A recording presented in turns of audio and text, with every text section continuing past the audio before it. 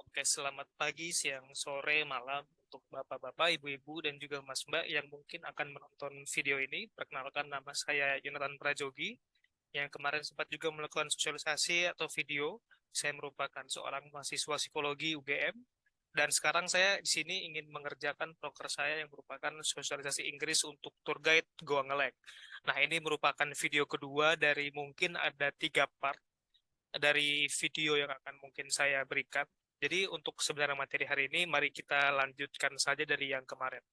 Nah, untuk kemarin itu sebagai review, eh, bahwa kita ini sebenarnya saya melakukan sosialisasi Goa Ngeleng dan bahasa Inggris ini adalah supaya tour guide ini memiliki kompetensi untuk membawa turis-turis asing seperti itu. Karena tidak bisa dipungkiri bahwa memang turis-turis asing ini banyak memiliki keinginan ingin ke Goa Ngeleng seperti itu.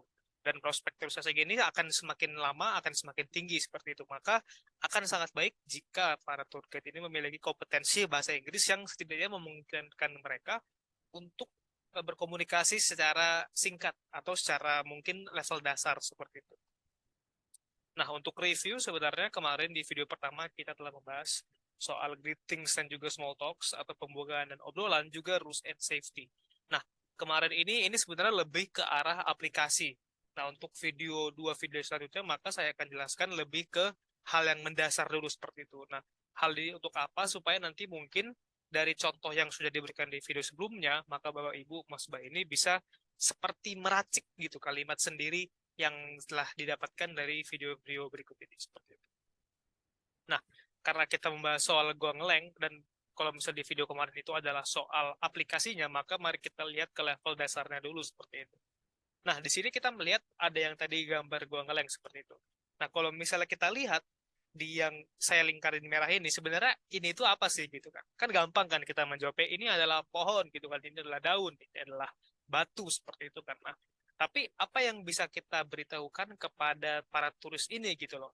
Oh, kalau misalnya ini pohon, kita kan nggak mungkin bilang ini pohon gitu. Mereka nggak bakal tahu. Pohon itu apa gitu kan? Daun itu apa gitu kan? Terus misalnya batu itu apa gitu. Makanya di sini saya akan memberitahu secara dasar sebenarnya bahasa bahasa Inggris yang mungkin akan sering digunakan seperti itu. Nah, lalu next juga seperti ini gitu. Saya melingkari ada 3 orang di mana ada 1 orang pria, 2 orang wanita, dan juga 3 orang tour guide gitu kan. Nah, jadi di sini kita akan membahas soalnya bagaimana sih kita menyebut orang-orang ini gitu loh. Bagaimana kalau misalnya kita menyebut seorang pria, kita menyebut seorang grup, atau kita menyebut diri kita sebagai tour guide seperti itu. Nah, langsung saya next saja.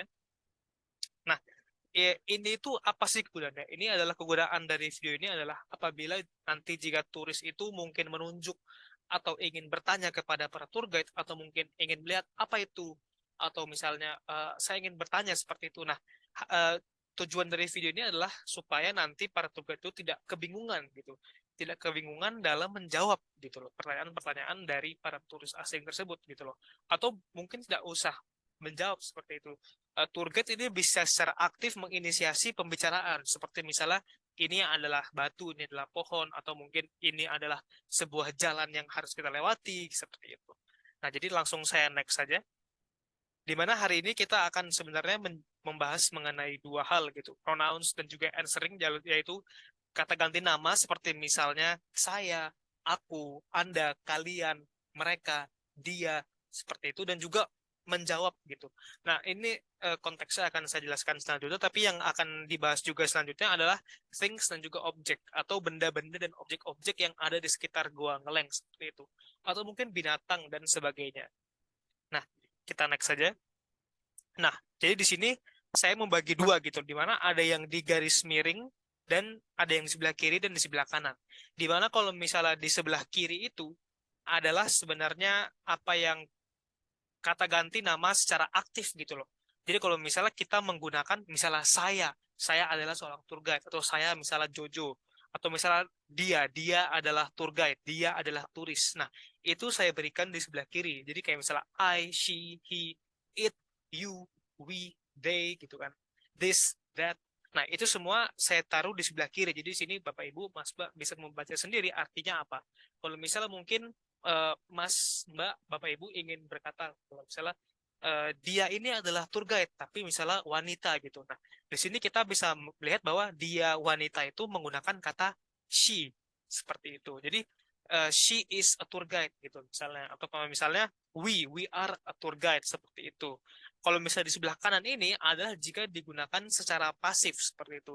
Jadi jika kira-kira kata itu digunakan di belakang sebuah kalimat, kayak misalnya oh ini milik saya gitu loh, atau oh ini saya, atau kayak misalnya oh ini milik dia seorang wanita gitu, oh ini milik mas ini gitu. Nah berarti it is him, atau jika itu adalah mas itu, atau it is his gitu jika itu milik mas itu gitu. Nah di sini kita bisa melihat bahwa ada seperti it is yours gitu kan, us, ours, them, theirs. Nah itu di sini saya membagi dua, di kiri kanan seperti ini gitu. Jadi kalau misal Bapak Ibu Mas Mbak mungkin agak bingung, saya beritahu lagi bahwa di sebelah kiri itu adalah jika digunakan secara aktif atau di awal kalimat, dan juga misalnya di sebelah kanan itu adalah digunakan secara pasif atau di akhir kalimat seperti itu. Nah, di sini jadi mungkin mereka ini memiliki, kalau misalnya di bahasa Indonesia itu gampang ya, kayak misalnya kita kan tinggal bilang oh dia gitu kan, atau mereka, atau mungkin oh punya dia gitu kan, punya mereka, atau oh itu dia seperti itu. Nah, tapi kalau misalnya di bahasa Inggris ini memang agak ribet, jadi mungkin agak sulit jika langsung memang diketahui, tapi mungkin bisa dipelajari terlebih dahulu. Nah, di bawah ini juga saya menaruh kira-kira kata-kata yang mungkin bisa dipakai untuk menjawab, seperti misalnya yes, itu iya, no, tidak, atau misalnya maybe, mungkin, I don't know, saya tidak tahu, dan sebagainya seperti itu. Jadi untuk review bahwa di sebelah kiri itu adalah untuk aktif, jadi misalnya she is a tour guide, atau kayak gitu, atau misalnya it is a rock, oh itu adalah batu gitu misalnya, atau misalnya they are a tourist, mereka ini adalah seorang turis gitu seperti itu. Dan kalau misalnya di sebelahnya ini adalah untuk pasif seperti itu, atau jika dipakai jika kita ingin menjawab sesuatu gitu seperti itu. Nah, ini yang sebenarnya sangat gampang untuk dipelajari seperti itu.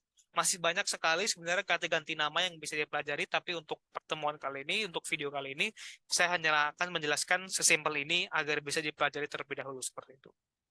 Nah, next ini adalah sebuah things dan juga objek seperti itu. Nah, ini adalah kira-kira benda-benda atau hal-hal yang ada di sekitar Goa Ngeleng seperti itu. Seperti misalnya road, gitu kan, jalan, forest, hutan, tree, gitu kan, pohon, rock, mountain, gitu kan, batu, gunung, cliff, jurang, bats, kelelawar, monkey, monyet, snake, weather, cuaca, rainy, sunny, cloudy. Nah, ini ada saya tuliskan sebenarnya arti-arti dari eh, arti-arti dari yang hal yang di sebelah kiri ini, dan saya taruh di sebelah kanan. Oh maaf, ini typo nih, harusnya yang di sebelah kiri ini adalah bahasa Inggris. Tapi Bapak Ibu Mas Mbak seharusnya mengerti lah apa sih yang saya maksudkan dari sini. Nah, jadi mungkin untuk itu dulu saja video kali ini, di mana kita sebenarnya belajar bahwa ada kata ganti nama yang mungkin gampang sekali sebenarnya untuk dimengerti, tapi memang agak ribet seperti itu. Dan yang kedua ini adalah things dan juga objek atau barang-barang dan objek-objek yang ada di sekitar Gua Ngeleng, atau yang mungkin harus dipakai saat kita atau saat tour guide itu membawa turis ke Gua Ngeleng seperti itu. Nah, untuk video terakhir mungkin besok saya akan menjelaskan mengenai sedikit kata penghubung seperti itu, dan ini seharusnya tidak terlalu susah. Seperti itu Bapak Ibu Mas Mbak. Sekian dari saya, terima kasih atas eh, kesempatannya, semoga dapat membantu dalam pengertian bahasa Inggris.